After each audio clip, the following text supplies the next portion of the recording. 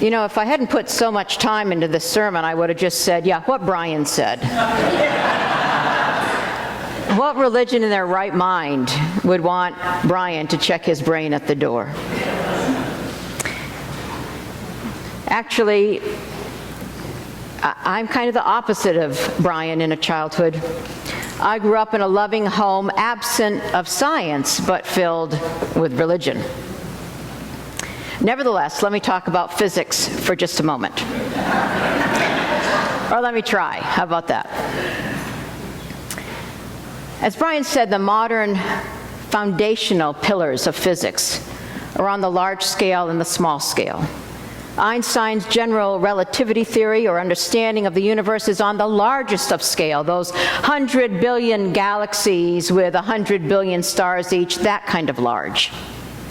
Whereas quantum mechanics seeks to understand the universe on the smallest of scales, molecules and atoms, subatomic particles like electrons and quarks.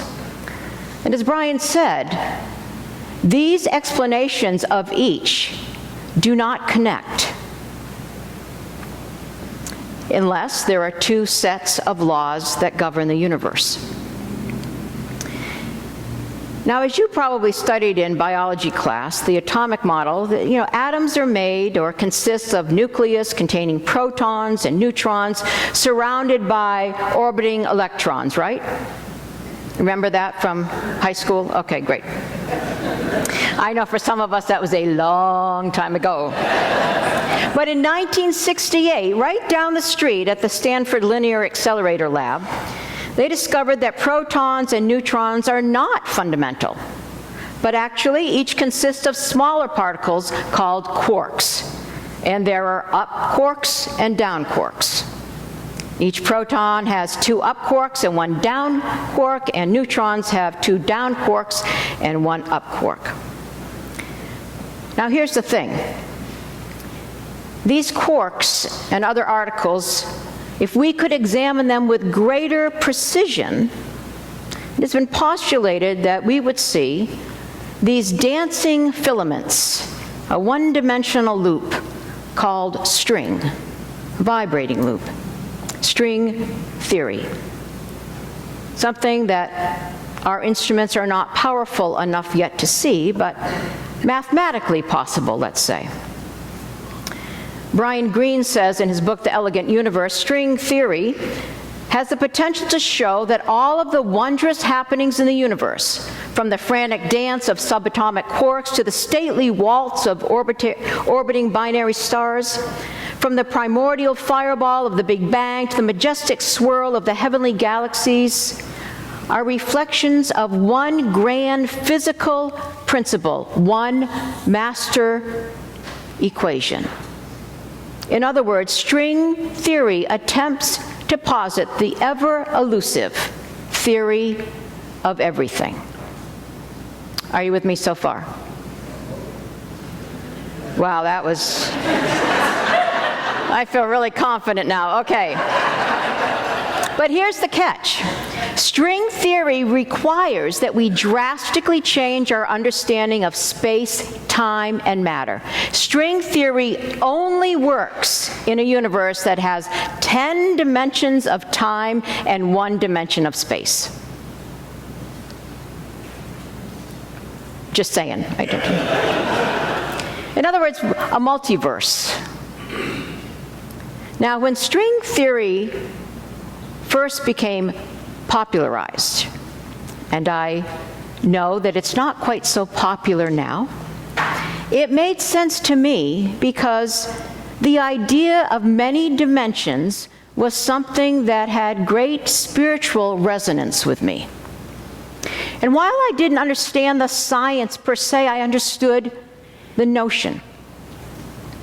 Now, perhaps that's because I'm a huge fan of Madeleine L'Engle, who wrote a book, The Wrinkle in Time, or A Wrinkle in Time. How many of you have read that book, just so I know? Okay, a number of you. The protagonist in that book is Meg Murray, a 13-year-old, and her family includes her beautiful scientist mother, her absent and soon disappearing scientist father, her twin brothers, Sandy and Denny's, and her 5-year-old oddly genius brother, Charles Wallace. One night, on a stormy night, they are visited by their neighbor, Mrs. Whatsit. And Mrs. Whatsit talks about something as a tesseract. Later on in the novel, Mrs. Whatsit is joined by Mrs. Who and Mrs. Which. And they turn out to be supernatural beings who will transport Meg and Charles Wallace to find their father. They will transport them through the universe by means of a tesseract, a fifth-dimensional phenomenon explained as being similar to folding the fabric of space and time. I was so into this book. Also in the book, Meg and her brother can kive, they call it. They can communicate mind to mind without verbal speech, even across space and time when they're not in the same location. I loved this book. And while I knew it was science fiction, it made sense to me. And I discovered in working on the sermon this week, as I was reading some more about Madeleine L'Engle, who I happened to meet because she used to live just a few blocks south of me in Manhattan, that she wrote this book in 1959 to 1960, and she was reading about quantum physics at the time she wrote it. But it's not just that I was caught up in Madeleine L'Engle's sci-fi world. I had my own experiences of kiving, or as she would call them, tesseracts. About 20 years ago, I've had many of them, but just one I want to lift up for you. I remember it as vividly as it was yesterday, though it was 20 years ago. It was a Tuesday afternoon. I was driving along in my then red Toyota pickup truck. I was bringing soup to a friend in Oakland who had the flu. I was driving along, and all of a sudden I was overcome with such a profound sense of exhaustion and weakness and dizziness, I had to pull off the road. I didn't know what was happening to me. I didn't have any pain. I hadn't been sick. But for about 20 minutes, I was nearly incapacitated to drive to get to my friend's house. After about 20 minutes, I started to feel like myself again, and I thought, gosh, that's just so odd. Just a couple days later, I was with my friend Karen. Months before, Karen had been in a terrible car accident, was bruised all over and just rattled to her core. And she had gone to see someone who was going to do a soul retrieval for her, it was called. Because sometimes when the body, at least in this theory, takes such a beating and comes near death, sometimes the soul isn't quite as much at home in the body anymore. And so she went to a person for a soul retrieval. And she was telling me about this, and she said, oh, it was the most amazing thing. She went on and on and on. And she said, and at one point, her guide said, is there anybody that you want to take with you before you go on this journey? And Karen said, yeah, I want to take my friend Penny Nixon with me. I said, Karen, when was that? She said, Tuesday afternoon around 3 o'clock. Huh. I said, okay, well, next time, I'm happy to go with you on any of your soul journeys, but next time could you let me know so I'm not driving at the time that this happens?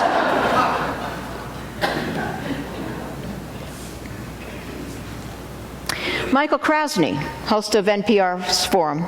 Can't you hear his voice in your head right now? The self-identified agnostic, a couple of years ago wrote a book called Spiritual Envy, and in that book he has a chapter entitled The Force That Is or Isn't. What he does really, primarily in that chapter, is to talk about coincidences. And he talks about this one. He says, Dan Langdon, a longtime academic colleague of mine and one of the lesser-known poets of the Beat movement, told me a story about his wife, Eve, who was Jewish. who went to the Holocaust Museum in Washington, D.C., where every visitor, upon entering, receives a card randomly chosen from thousands of cards, each bearing the name and photo of a victim of the Holocaust. Eve was born in Berlin as Eva Heimann.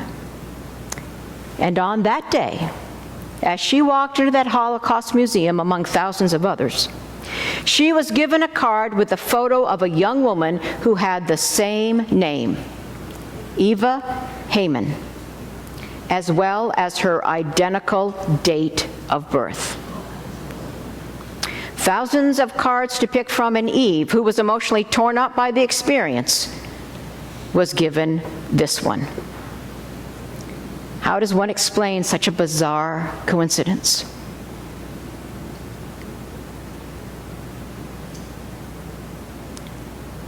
And late one evening, Jesus went up to a mountain to pray and sent his disciples to go across to the other side of the lake, and a storm came up. And as they were rowing, they thought they saw a ghost. But they heard a voice saying, "It is I. No need to be afraid." There are so many things that we can't explain. Out-of-body experiences, people long gone from this world speaking to us or visiting us. A sense that someone is going through something though they are miles away from us, perhaps across the country, and yet we have a knowing and we call them, "You're on my mind," and then they tell us why. A dream that proves to be tied to a real situation, a premonition, a coincidence, serendipitous moments that we just can't imagine how they happened. I know that whatever you believe about God and science, I know that there is not a person in this room that hasn't had some kind of experience like that in their lifetime. Am I wrong? How can we even begin to talk about these things in a scientific world? I've had some of you come to talk to me about your spiritual experiences, almost with a sense of, I don't know, you're going to think I'm crazy, is what people say to me. And I always want to say, honey, if you think that's crazy, let me tell you some other things. You see, our conscious mind, we have different modes of consciousness, different ways of knowing. We're rational and we're intuitive. Karen Armstrong, the great religious scholar, writes in her book in her intro to her book, The Battle for God, where she talks about the rise of fundamentalisms.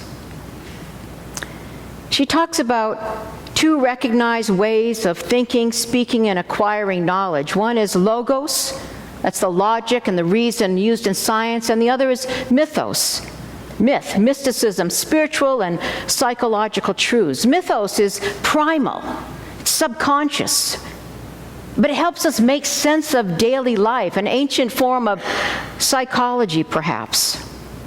In mythos, people are actually less interested in what happens as to what it means. In fact, in the realm of mythos, if you were to ask, did this happen or is this true, that would be to confuse it with logos. Logos is equally important, rational, pragmatic, scientific thought. We have lost in our country, in our collective consciousness, we have lost this sense of mythos, but we are very familiar with logos. Logos has become the foundation of our society, and rightly so, but we've lost mythos, dismissing it in our scientific world as primitive, as false, as superstitious. And we have begun to think that logos is the only means to truth.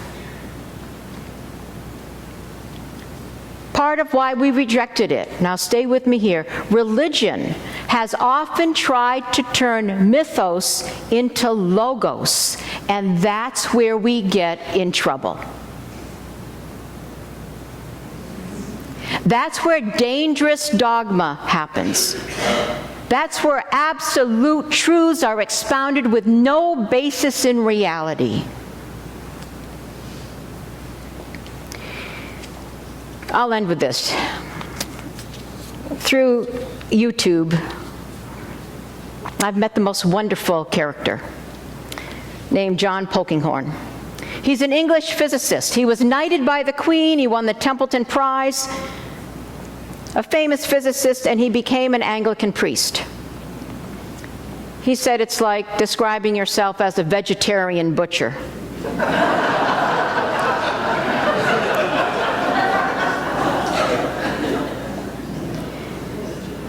So here's a man. He's very delightful if you watch him on YouTube. And I've read some of his books, but in person he's amazing. He talks about science and religion are friends. It's just along the lines that Brian said. He said, religion is not gritting your teeth trying to believe 6 impossible things before breakfast. He says science and religion are concerned with different dimensions of truth.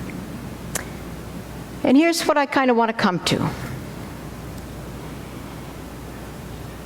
He says it this way. Science deals in the realm of the impersonal and the objective. Science encounters reality as an it. Religion encounters not an it, but a thou. Science tests an it. Religion trusts a thou. He says science trolls experience with a coarse grain net, and many of the things of the greatest significance slip through the wire meshes of the net. We need both logos and mythos.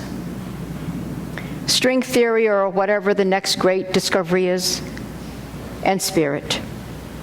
It and thou. Testing and trusting. The great partnership. Albert Einstein said, the human mind is not capable of grasping the universe. We're like a little child entering a huge library. The walls are covered to the ceiling with books in many different tongues. The child knows that someone must have written these books. It does not know who or how. It does not understand the languages in which they are written. But the child notes a definite plan to the arrangement of the books, a mysterious order which it does not comprehend, but only dimly suspects. And St. Paul, I don't quote him very often, but he really serves my purposes for this, says, for we know in part, and we prophesy only in part. But when the complete comes, the partial will come to an end. For now we see through a mirror dimly, but then we will see face to face.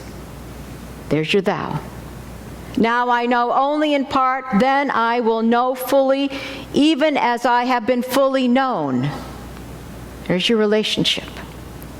And now faith, hope, and love abide, these 3, and the greatest is love.